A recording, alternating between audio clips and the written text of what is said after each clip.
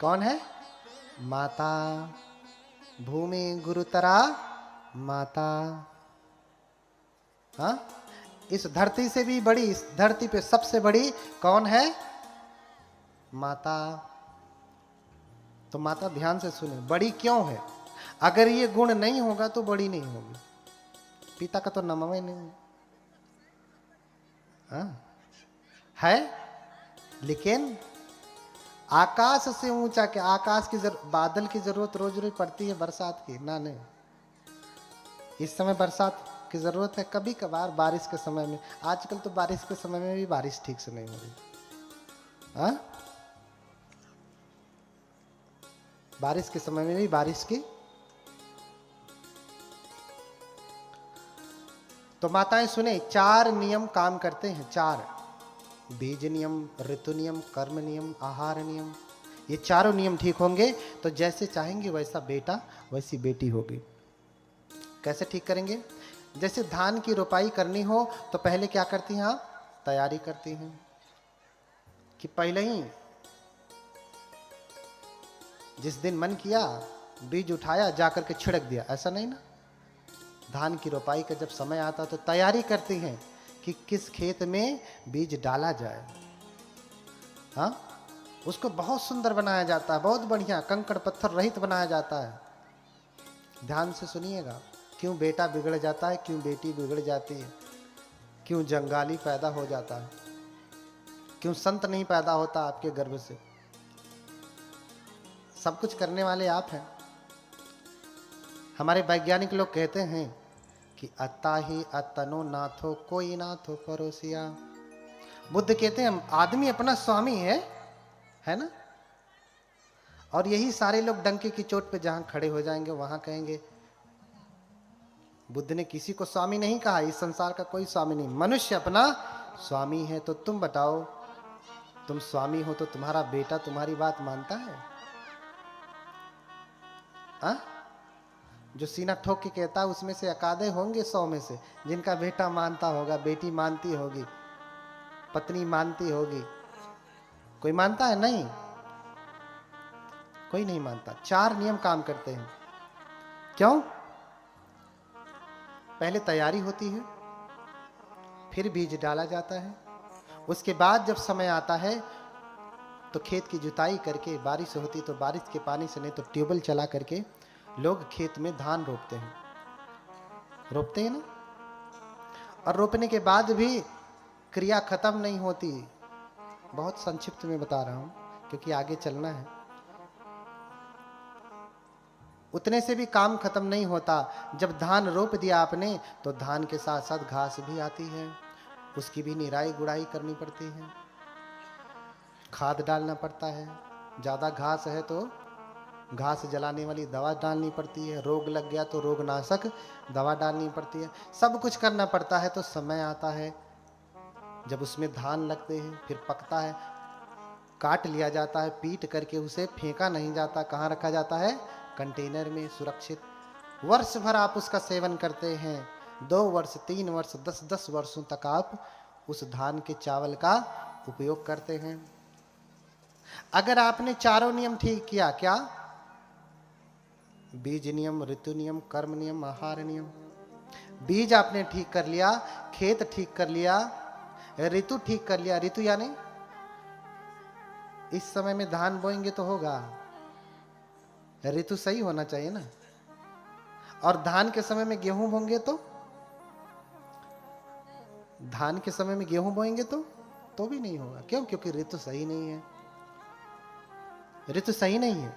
ऋतु नियम और कर्म जो आप कर रहे हैं, निराई गुड़ाई, ये सब भी ठीक से होना चाहिए, तब जाकर के आपकी फसल ठीक होगी।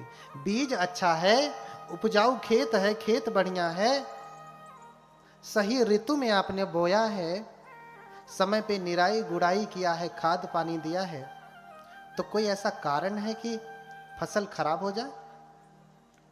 बोलिए, कोई ऐसा कारण है? नहीं।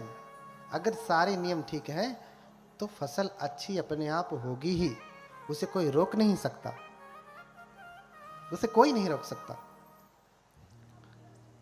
कभी कभार ही आपदा आती है, अपवाद हर जगह है, कभी कभार आती है, बाढ़ आ गया, सूखा पड़ गया, बात अलग है, लेकिन हर वर्ष नहीं होता ऐसा। हर वर्ष तो अच्छी फसल होनी ही है, लेकिन ये कौन सा बेटा है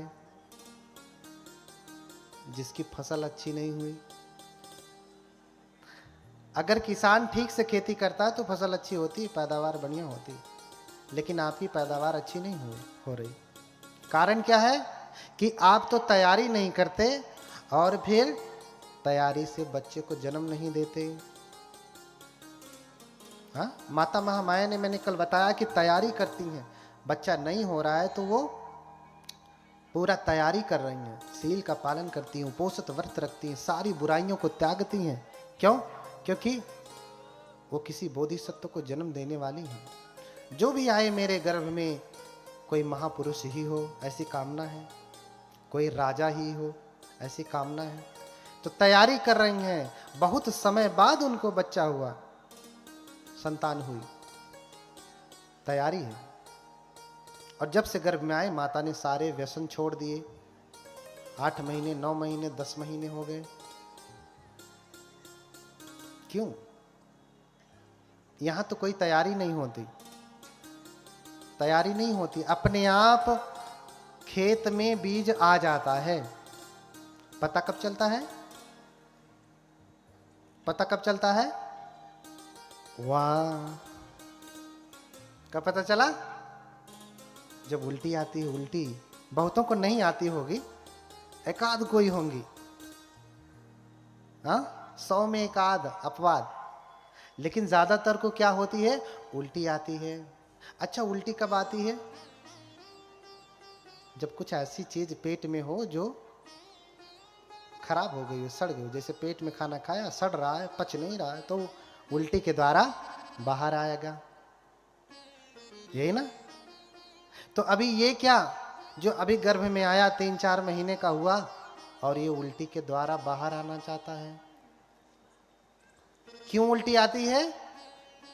अच्छा, जब 9 महीने पूरे हो जाते हैं तब क्या होता है? 9 महीने पूरे हो जाते हैं तब क्या होता है? तब बाहर नहीं आता, फिर सीजर कराना पड़ता है, डॉक्टर के पास ले जाना पड़ता है, काट पीट करके, खींच करके जबरदस्ती उसे बाहर निकालना पड़ता है। ऐसा क्यों होता है? ये आपको संकेत दे रहा है कि ये अभी जिद्दी है, पेट से ही, क्योंकि तैयारी अच्छी नहीं हुई। बिना तैयारी के गर्भ में आ गया, आते ही अब ही 3 महीना 2 महीना हुआ है, ये गर्भ से बाहर आना चाहता हुआ। जब इसे गर्भ में रहना चाहिए तो ये गर्भ से बाहर आना चाहता है, और जब 9 महीने पूरे हो जाते हैं तो ये गर्भ से बाहर नहीं आता, कहता मैं नहीं निकलूंगा, नहीं निकलूंगा। फिर डॉक्टर के पास ले जाते हैं, काटता है और फिर खींच करके बाहर निकालता, तेरा समय हो गया, बाहर निकल। ये जिद्दी गर्भ से ही है, आपको संकेत दे रहा। जब ये पेटवे में से बात नहीं मान रहा है तो बाहरवा मानेगा? मानेगा नहीं। ऐसा क्यों हुआ? क्योंकि आपने तैयारी नहीं किया। क्या आपने सच में बेटे को गर्भ में बुलाया कि अपने आप आ गया? पता नहीं कब आया, आपको पता ही नहीं चला। तो पता तब चला 2-4 महीना के बाद, जब उल्टी आई। आपके खेत में धान खड़ा हो जाता है, आपको पता नहीं चलता। उसकी तैयारी करते हैं आप कि नहीं मुझे धान बोना, तब जाके फसल अच्छी होती है। बिना बुलाए खेत में घास जमती है, घास। बिना बुलाए गर्भ में घास जमती है, घास। बेटा नहीं, बेटी नहीं, बेटा बेटी पैदा किए जाते हैं, बेटा बेटी पैदा किए जाते हैं। अव्यक्ततः पठमे माँ से सप्ताहात कलली भवेत, माँ से द्वितीय कलल्लात पेशवाथ अर्बुदम व्यक्ति भवति माँ से तत्रेय गात पंचकम मूर्धा द्वय सत्थिनी बाहु सर्व सूक्ष्म जन्म च चतुर्थे व्यक्तांगा नाम चेतनायाश्च पंचमम षष्ठे शिरायु बलवर्ण नख त्वचाम सर्वे सर्वंग भावे पुष्यति सप्तमे ओजाष्टमे संचरति माता पुत्रो मुहु क्रमात्। ये 8वें महीने का पूरा क्रम है, ये पूरा क्रम है जो मैंने आपको बताया। इस क्रम को ठीक करेंगे तब जा करके संतान 9वें महीने में बाहर ठीक से आएगी। तो पहले तैयारी करें, जैसे फसल की तैयारी करनी होती है ऐसे बेटे बेटी की तैयारी करें। शादी विवाह कर लिया आपने, वैवाहिक जीवन का आनंद लीजिए, लेकिन बेटा बेटी संतान ऐसे मत पैदा करिए। संतान के लिए फिर इसी को कहते हैं फैमिली प्लानिंग। फैमिली प्लानिंग का मतलब ये नहीं कि 2 ठो हो गए बस प्लान, ये क्या है? अर्थ से ही समझो आप, फैमिली प्लानिंग का मतलब क्या है? सच्ची फैमिली प्लानिंग यही है कि हम अब बच्चे को जन्म देने जा रहे हैं, तो बेटे को जन्म देने जा रहे हैं, घास को नहीं, पतवार को नहीं, तिन्ना को नहीं, धान को जन्म देने जा रहे हैं। बिना पूछे खेत में तिन्ना ही नहीं जमता है। हाँ, अपने मनवे का साफ काम करता, अपने मन में जमता है, अपने मन में बढ़ता है, अपने मन में झड़ भी जाता है होता है ना। लेकिन धान ऐसा नहीं करता। तो धान चाहिए कि तिन्ना? क्या चाहिए? अब आप लोगों को समझ में आ गया होगा कि गलतियां कहां से हुई। बातें और भी है।